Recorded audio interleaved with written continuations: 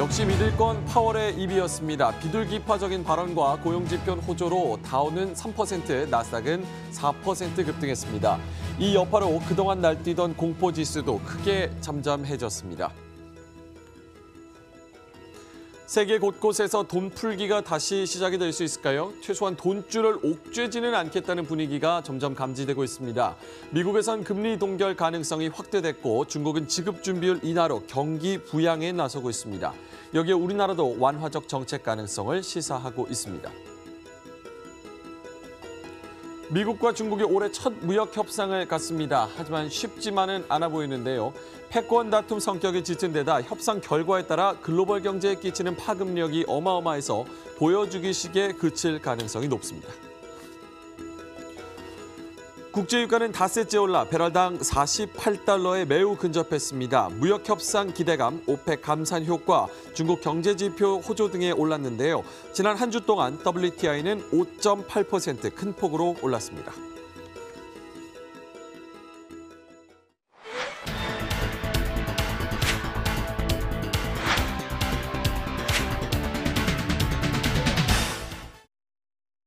네, 시청자 여러분 안녕하십니까. 생방송 머니투데이 글로벌랩 시청하고 계십니다. 방송 보시고 궁금하신 점, 미국 증시가 왜 급등했는지 그리고 어떤 종목을 좀 주목을 해봐야 되는지 궁금하신 점이 있으시면 저희 글로벌랩 전화번호로 문자를 주시거나 아니면 웹사이트에서 글로벌랩을 검색을 하시면 다양하고 유익한 컨텐츠를 많이 만나보실 수가 있습니다. 자, 오늘은 기분 좋은 날입니다. 뉴욕 증시가 마지막 거래일에 말 그대로 폭등했는데요. 제롬 파월 연준 의장의 입 때문이었습니다. 역시나 요즘에 증시는 이 주요 인사들의 입과 행동과 트위터 여러 가지의 변동성이 좀 커지는 그런 모습을 보여주고 있는데요. 보시다시피 미국 증시가 3%에서 4% 매우 급등하는 모습을 보였습니다. 파월 의장의 한마디에 폭등했다 이렇게 말씀을 드렸는데 경제 토론에서 경제 상황을 지켜보면서 인내할 것이다. 즉 비둘기파적인 속도 조절론을 시사했다는 분석이 나오고 있습니다. 몇 달 전 기조와는 180도 다른 모습이죠. 이런 모습에 시장은 환호하는 모습을 보였고요. 또 고용지표도 호조를 보였고 여기에 미중 무역 협상 오늘부터 또 베이징에서 진행이 되는데 이 부분에도 기대감이 퍼지면서 뉴욕 증시가 3%에서 4% 급등하는 모습이었습니다. 다우존스와 S&P 500이 3%대 상승이었고요. 특히나 나스닥에서는 팽주 중에서는 넷플릭스가 9% 넘게 오르면서 4.2% 급등세로 마감하는 모습이었습니다. 자, 그럼 이런 상승장에서 어떤 종목들이 특징적으로 많이 올랐는지 좀 살펴보도록 하겠습니다. 먼저 첫 번째로는 펀웨어입니다. 지난주 금요일에도 저희가 펀웨어를 특징주로 소개를 한번 시켜드렸는데요. 이틀째 급등세입니다. 마지막 거래에도 87%가량 올랐는데요. 102%까지 올라갔네요. 모바일 앱 개발로 우리한테는 좀 친숙한 것은 삼성이 2015년에 지분 투자를 했던 회사입니다. 모바일 앱 개발 회사라는 점 좀 참고를 해보셔야겠고요.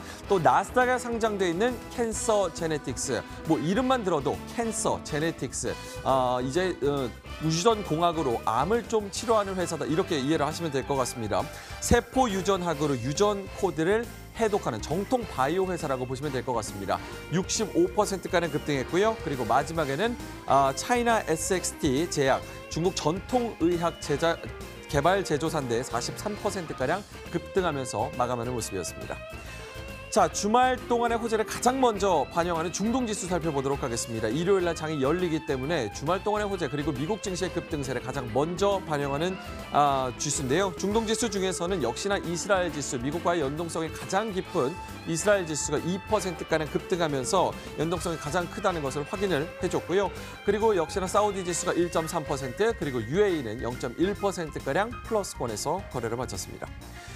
자, 이것이 우리나라에게도 호재가 될까요? 외국인들이 생각하는 벤치마크 MSCI 한국지수 살펴보도록 하겠습니다. 중동지수가 올랐는데 MSCI 한국지수 3% 역시나 급등을 했습니다. 여기에 삼성전자가 20% 그리고 SK하이닉스가 4% 포함되어 있는데 지난주 금요일에는 코스피가 0.8%가량 상승세로 마감을 했는데 오늘 상황을 좀 지켜봐야겠습니다. 코스닥과 더 연동성이 깊은 퍼스트트러스트 사우스 코리아 지수 살펴보겠습니다. 3% 오르면서 22달러 43센트로 거래를 마쳤는데요. SK텔레콤이 4%, LG U+가 3% 포함이 되어 있습니다. 자, 마지막으로 푸콜레시오입니다. 3거래일 만에 콜이 우세한 장세가 펼쳐졌습니다. 하지만 참고를 해보셔야 될 것은 아직까지 풋 장인날에 비해서 콜 장인날이 비율이 크지 않다는 점, 즉 하방 압력이 더 크다는 점을 좀 참고를 하셔야겠습니다. 자, 뉴욕 증시는 급등세로 마감을 했습니다. 시장 상황의 디테일을 알아보도록 하겠습니다. 시황센터 연결합니다.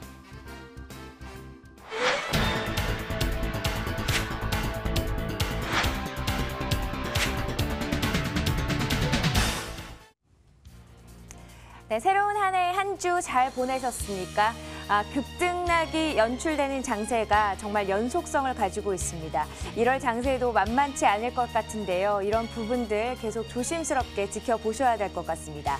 금요일장에서는 아시아 증시가 일본을 제외하고는 반등세를 보였습니다. 중국의 리커창 총리의 경제에 대한 발언들, 상당히 좀 우호적인 발언들이 나온과 동시에 이 지준율 인하가 무려 100bp가 이루어지면서 시장의 움직임을 이끌어줬다고 보시면 되겠는데요. 아시아 증시 흐름이 좀 좋았던 반면에 미국 증시 흐름도 어떤 부분들 영향받았는지 자세하게 살펴보도록 하겠습니다. 미국 증시 먼저 살펴보겠습니다. 미국의 흐름도 상당히 좋았습니다. 제롬 파월 연준 의장의 발언까지 상당히 크게 영향을 줬고요. 미국의 고용 지표까지 긍정적인 모습을 보이면서 다우지수 장중에 무려 800포인트가량 상승폭을 쭉 확대하는 움직임을 보여주기도 했었습니다. 다우지수 3%대. 자, 나스닥 흐름 상당히 좋습니다. 애플 쇼크가 크게 영향을 주면서 전거래일에 급락세가 눈에 띄었다고 보시면 되겠는데요. 하지만 4%대 가장 탄력적인 급반등세를 보여줬습니다. 애플, 아마존, 넷플릭스까지 급반등세로 돌아주면서 시장에 일단은 반등세를 크게 주는 움직임을 보여줬습니다. S&P 500 지수 역시 3.4%대 강세로 마감했습니다. 유럽은 어땠는지 함께 살펴보도록 하겠습니다. 유럽 증시 흐름 일단은 좀 반등세가 나왔죠. 유럽 증시 유로 스톡스 50 지수 2%대고요. 독일 가장 강한 흐름이었죠. 3%대 강세 기록하면서 시장의 움직임 일단 긍정적인 흐름을 보여줬습니다. 프랑스 지수 역시도 2.7% 이상의 강세 보여줬고요. 영국 역시도 2%대 상승률을 기록하면서 유럽 흐름도 미국 증시 전에 열리기 시작하죠. 상당히 좀 좋은 흐름들 보여줬습니다. 아시아 증시로 넘어가도록 하겠습니다. 아시아 증시 코스피 지수도 반등에 합류했습니다. 애플의 실적 쇼크에 대해서 상당히 민감하게 반응하면서 장 초반 약세로 출발했는데요. 급등락이 계속해서 이어졌습니다. 0.8% 상승폭에는 다소 제한이 있었습니다. 장 마감으로 가면서 외국인들의 매도세가 좀 나오면서 큰 종목들 위주로, 대형주 위주로 조금 상승폭에 제한을 두는 움직임 보여줬고요. 1월 3일까지 좀 긴 연휴 가졌던 일본의 움직임 유일하게 약세입니다. 일단은 좀 애플 실적 쇼크가 가장 크게 작용하고요. 전반적으로 매도세가 점증되면서 이런 악재들에 민감하게 반응하는 움직임이었습니다. 일본 니케이 지수 19,500선에서의 등락이 이어갔고요. 2%대 비교적 낙폭 줄이지 못하면서 마무리가 됐습니다. 자, 중국 지수는 오늘 금요일장에서 2%대 반등세를 보였습니다. 서비스업 지수도 긍정적으로 발표가 됐고요. 경제 우호적인 발언들 그리고 지준율 인하까지 있습니다. 오늘이네요. 7일과 8일에 미국과 중국의 차관급 회의가 예정이 되어 있습니다. 전 세계가 주목하고 있고 그래도 좀 일정대로 이루어지는 모습들이 다소 좀 안도감을 가지면서 세계 시장에 좀 긍정적인 영향을 줄 것으로 전망들이 함께 나오고 있습니다.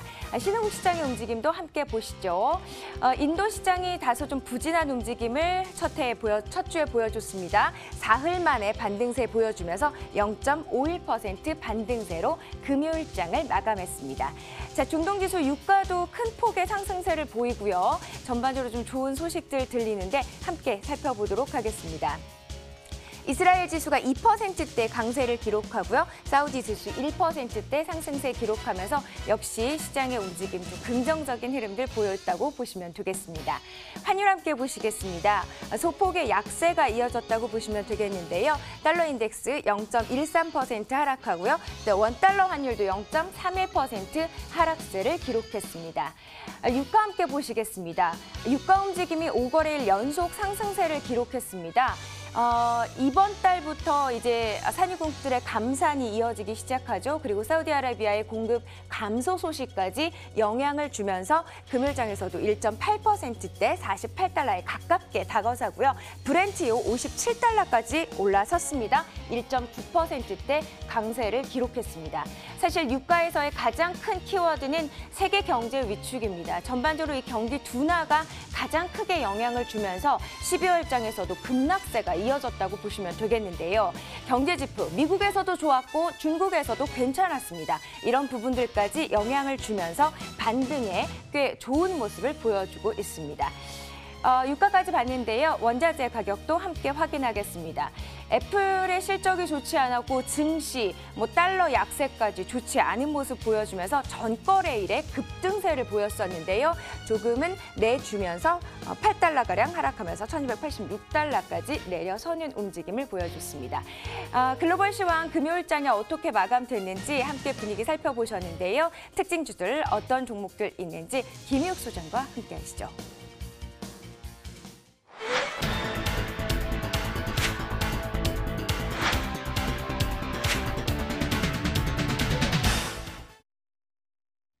오늘은 진짜 기분 좋게 오랜만에 출발할 수 있는 월요일 아침입니다.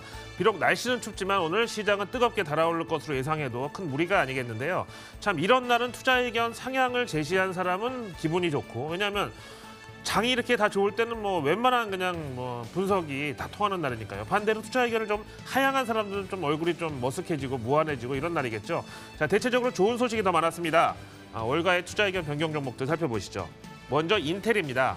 한때는 인텔 효과라는 말까지 있었죠. 인텔의 실적 발표에 따라서 당일날 국내 삼성전자, LG전자 그리고 SK하이닉스 같은 IT주들이 전체적으로 다 같이 방향성을 공유하는 그런 시절도 있었는데, 이제는 사실 우리나라 삼성전자가 인텔보다는 시장에서 영향력이 더 크다고 봐도 되겠습니다. 자, 인텔에 대해서는 뱅크 오브 아메리카 메릴린치가 투자 의견을 기존의 뉴트럴에서 바이, 매수로 한 단계 상향했습니다. 목표 주가도 시원하게 60달러까지 높게 제시했는데요. 이날 이제 전체적으로 나스닥 그리고 반도체 종목들이 좋았다 보니까 인텔도 이러저러한 호재에 힘입어서 6% 상승하면서 화답을 했습니다. 자, 어떤 이유에서냐면요. 뱅크 오브 아메리카 메릴린치의 반도체 담당 애널리스트 비벡 아리아는 인텔이 지금 PER, 그러니까 이게 주가 수익률이 10배 수준의 거래가 되고 있는데 이만하면 충분히 밸류에이션 매력이 있다. 왜냐? 지금 반도체 업황에 대해서 공급 과잉이다, 아니면 내년에 더 공급 과잉 해소 구간에서 이제 가격이 하락할 것이다 얘기가 부정적인 쪽이 많지만, 이 인텔은 클라우드, 인공지능, 5G 그리고 자동차 자율주행 같은 다양한 부분에 있어서 경쟁 우위가 있기 때문에 너무 반도체 업황만을 적용하면서 주가를 싸게 볼 필요가 없다, 이런 의견을 제시했습니다.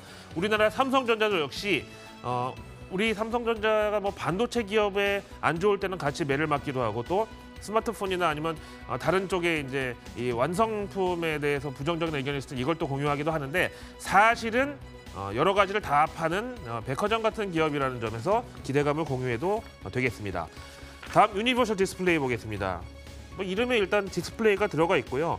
OLED가 이제 괄호에 들어가 있는 걸로 봐서는 조금 우려를 먼저 보자면, 최근에 스마트폰 그 업황이 조금씩 이제 둔화되다 보니까 아무래도 OLED 수요가 적어지죠.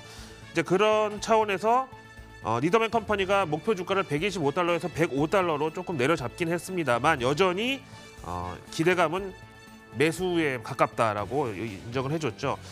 리더맨 컴퍼니 애널리스트 제임스 릭치우티는 4분기 실적 추정치 솔직히 조금 좋지는 않았다. 그리고 올해까지도 결국 이런 이제 어떤 공급 과잉에 대한 해소 과정이 이어질 것이다 라고는 했지만, OLED TV 시장은 아직까지 살아있고, 그 다음에 핵심 원천 기술에 있어서 이 유니버설 디스플레이가 OLED 분야에 갖고 있는 게 한 4,200건이래요. 그래서 이제 중국에서 함부로 값싼 이제 공세로 치킨 게임으로 대들지 못한다, 이런 점을 근거로 매수 의견을 유지를 해줬습니다.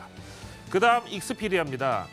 우리나라에서도 이거 앱 깔고 계신 분들 많이 계세요. 진짜 스마트폰이 바꿔놓은 여러 가지 일상생활의 면모가 있지만, 특히 여행 같은 경우는 우리가 지금 서울에 있는 사무실에서 혹은 집에서 안방에 누워가지고 스페인에 있는 저기 시골 마을의 주택까지도 에어비앤비로 예약하고 호텔 예약하고 항공권 연동시켜서 어디서 또 우리가 환승하는지 비행기 갈아타는지 거기에 맞춰서 잠깐 나가서 쇼핑도 할 수 있고 이게 대단한 변화인데 익스피디아가 그런 면에서 보기에는 진짜 선도 그룹이라고 볼 수 있겠습니다. 전 세계 항공 및 숙박업소에 대한 검색, 가격, 비교, 예약하고 결제까지도 다 원스톱으로 이루어지고 있는데 골드만삭스에서는 익스피디아에 대해서 투자 의견을 중립에서 매수를 한 단계 올려잡으면서 아직도 업사이드 포텐셜은 남아있다.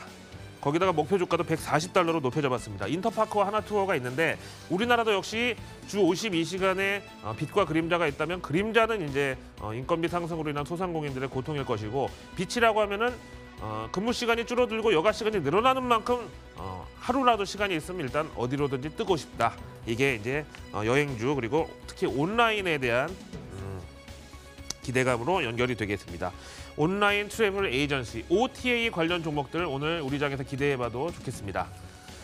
자, 지난주 마지막 거래일 그야말로 TGIF를 보냈던 미국의 투자 의견 변경 종목들 살펴보셨습니다.